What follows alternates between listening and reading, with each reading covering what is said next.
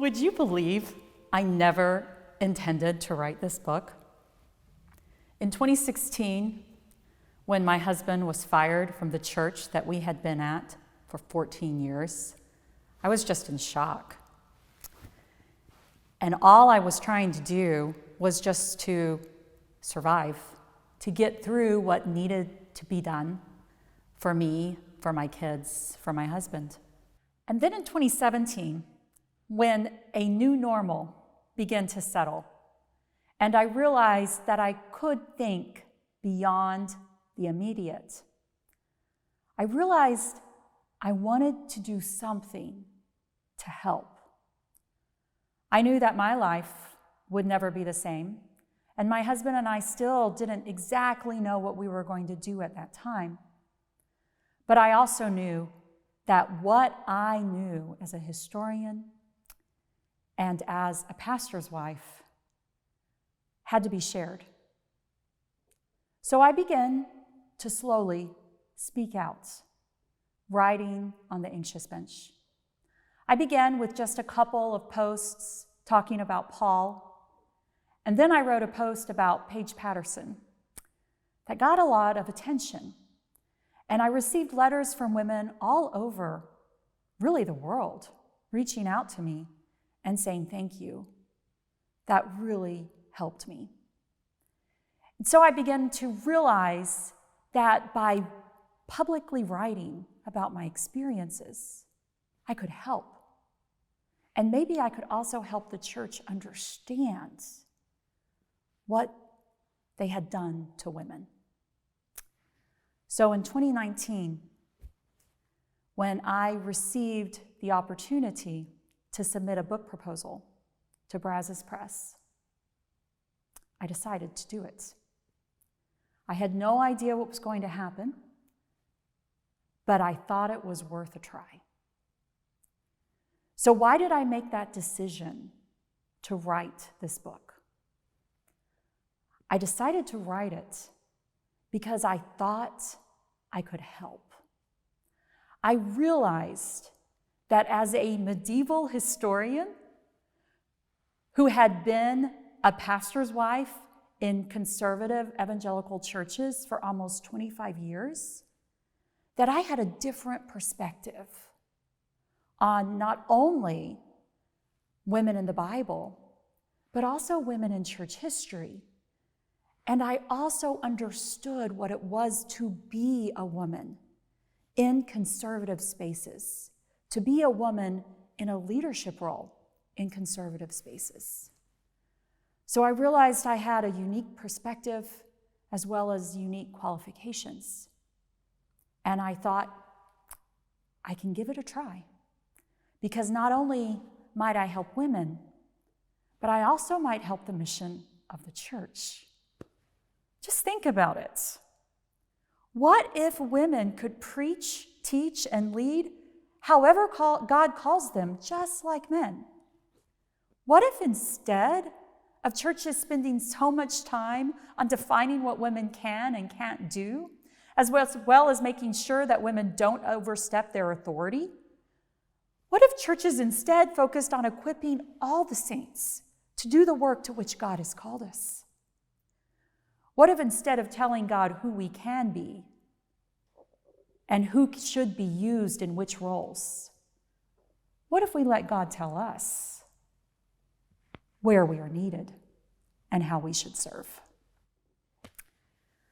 So I decided to write what I knew as a medieval historian who had been teaching in the classroom students about women in church history since 1998, when I was a graduate student at the University of North Carolina at Chapel Hill.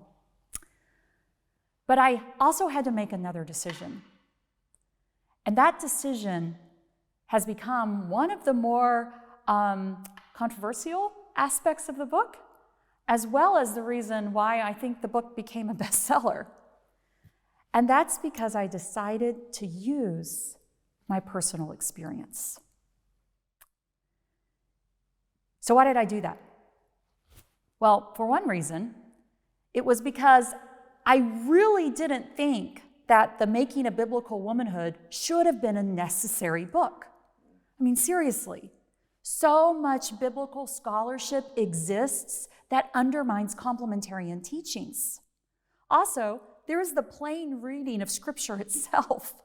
I like how William Witt describes it in his Icons of Christ, a biblical and systematic theology for women's ordination. On page 168, he writes this: one of the problems with reading 1 Timothy 2:12 as a timeless prohibition of women teaching men is that it seems to stand in blatant contradiction to the New Testament account of Priscilla, wife of Aquila, who was mentioned along with her husband as having taught Apollos in Acts 18, 1-3 and 24-26.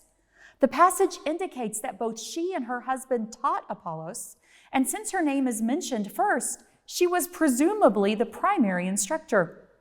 If the prohibition of women teaching in 1 Timothy 2:12 is a universal prohibition, then it presumably would have prohibited the teaching of Priscilla as well. That is what William Witt writes. Isn't it interesting how folk who champion the clarity of Scripture object to the clarity of Scripture in describing Priscilla as teaching men? I realized that even though so much biblical scholarship was out there, ordinary Christians in the evangelical church weren't reading it. The problem is that too many Christians have been taught by their churches to ignore the leadership of biblical women and focus instead on their subordination. They have been taught that because male headship is God's plan, it is the best path for women, or as John Piper writes, for women's maximum flourishing. They also have been taught that those who deviate from the pattern of male headship and female subordination are playing dangerously with Scripture, capitulating to modern culture rather than conforming to the image of God.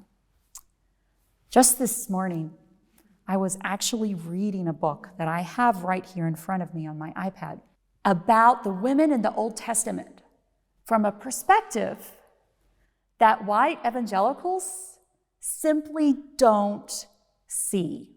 Y'all, I wish I had read the Womanist Midrash before I wrote The Making of Biblical Womanhood, because Gaffney's interpretation of Genesis 3 is incredible. Listen to what she says. She says, take for example, this is one of the things that she says. She says, there are hundreds of unnamed women in the Old Testament. Then there are the largely unacknowledged women who make up the peoples of Israel and the nations with whom they are in contact. The number of women and girls submerged under the storylines of the text are beyond counting, not to mention the 111 named women in the Old Testament. So Will Gaffney decided to write about these women from her perspective as a womanist biblical scholar. After Adam and Eve have sinned and God turns to them, Gaffney writes that God reconfigures creation. However, she says, this reconfiguration is not cursing. The offspring of women and snakes will no longer engage in conversation. They will be enemies. Many and great will be the woman's work, not pain, Gaffney writes. Childbearing will be difficult, hard work. There will be pain, and there will be desire. Listen to this. And her man will rule with her. The preposition, Gaffney writes, means in and or with. If one uses one of the standing lexical tools, one will have to go quite a ways into the entry on the preposition to find occasions when it is translated over. In and with are its primary meanings. The verse is intelligible with the simple, straightforward primary meaning, he shall rule with you, end quote. Do I have your attention? Just think how different the lives of women in the evangelical church would be if we even were allowed to consider the fact that instead of the curse in the garden being that men will rule over women, instead the verse was, he will rule with you. This isn't something I ever heard in my church. I bet you didn't either. We have been taught that because male headship is God's plan, it is the best plan for women, as I just said. I realized that I had to get the attention of the evangelical church that had never heard a different perspective on women. So how could I do that? Through testimony. Y'all, evangelicals speak through testimony.